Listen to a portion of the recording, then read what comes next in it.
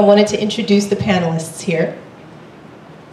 We have Frances Moore Lappe.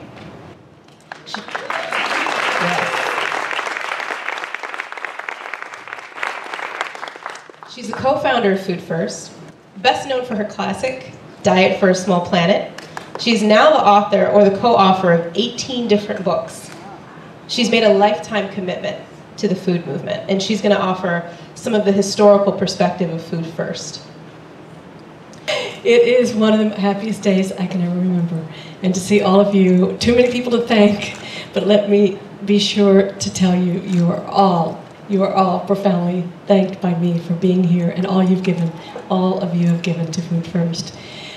So I just want to share a little history of how this spark that became a flame that is growing ever brighter, where was that spark? And I have to go back to the culture that we were in 1974. 1974, in a sense, the world was awakening to world hunger. That there was famine in Bangladesh, there was famine in Africa, and the UN called its first World Food Conference. And Joe and I both were there. Joe Collins, the co-founder of Food First, where are you, Joe? There. We were both there. We did not meet, but we both knew we had to be at the first World Food Conference. And I was naive enough to think, wait a minute, why are the corporations still saying that there's not enough food? And they had the answer, didn't they read Diet for a Small Planet? And I guess they didn't, because I came away just absolutely shocked that the world was locked into this false notion that we needed corporations to produce more and more food using, of course, their products. And at the same time, there were many good-hearted religious people who were really grabbing hold of hunger as a concern. But Joe and I feared that they inadvertently were reinforcing the scarcity myth by saying, oh, those poor people over there, we have so much, the answer is to ship our food to the starving. And so that was the world. That was the world that Joe and I met in then. The following few months later, we were at a conference in the University of Michigan, and we were introduced by Rodale Institute's Jerry Goldstein. And Joe told me that he was beginning to work on a book to challenge the frame of scarcity. And I thought, oh, I have 2 little children. Anna then was about a year old, and I said, how can I be involved in this? And I got home and I said, I gotta do it. And I called Joe.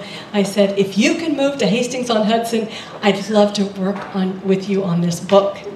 And a week later, he arrived with all his belongings. And in a sense, that was the beginning of Food First in Hastings-on-Hudson. And there we were in a free office space. And I still remember this moment where Joe and I took all our boxes of hunger files and we combined them all in one system. And I looked at Joe and I said, oh my gosh, this is a bigger commitment than marriage. I could never untangle my files from his files. And that was really also an important moment of birth. But then we had to name this organization because we knew that a book was not enough. Actually, I have to tell you, my right-wing conservative brother came up with the title Food First. So I don't know if you know that, but if you can live with it, it's the truth. But we had to come up with a name for the organization, and Joe and I thought, oh, we've got to make it sound really serious, so people will think it's somewhere down Pennsylvania Avenue, and they won't realize that it's just these 2 kids barely past 30 doing their thing. So we thought, the Institute for Food and Development Policy.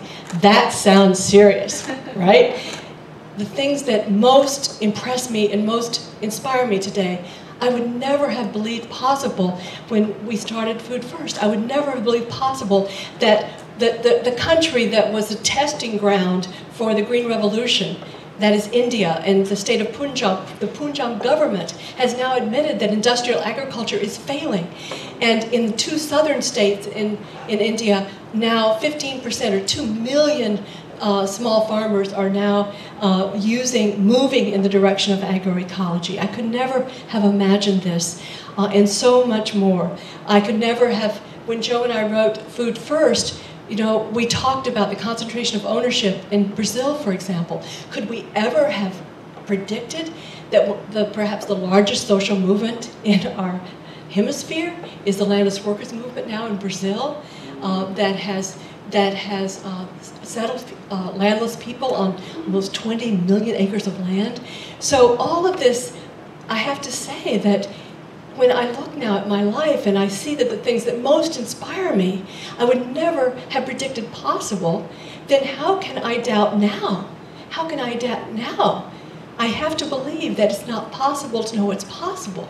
I have to believe that I'm therefore free to really go to my highest aspiration. And that's the main thing that I've learned through this 40 years. So I just want to end with a bit of humor that we had a party in the early 80s in Food First in which we had a stand-up comedian. This is my basement house in San Francisco, my basement in my house, and we had a stand-up comedian. He said, you know, I considered going into Francis Moore Lappé's line of work, trying to change the world.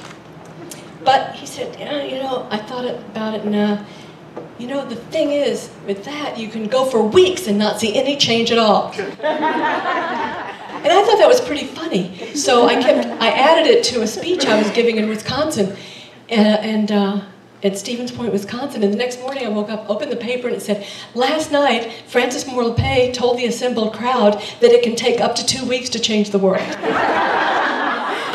So I stopped telling that joke. But my point is, and let me just return now to Food First, it's more than 2 weeks. We are at 40 years. But the beauty is that we do see real change that is necessary for life itself to survive. And now at 71, I get it. Life loves life. And joined in struggle together, what could be better than knowing we have life on our side? So here you are today. You are a big reason, all of you, why I can say thank you that I've learned this. And that thank you, Food First, for leading with courage, with persistence, with dignity, this slow but endlessly rewarding work on behalf of life itself. Thank you, thank you, thank you.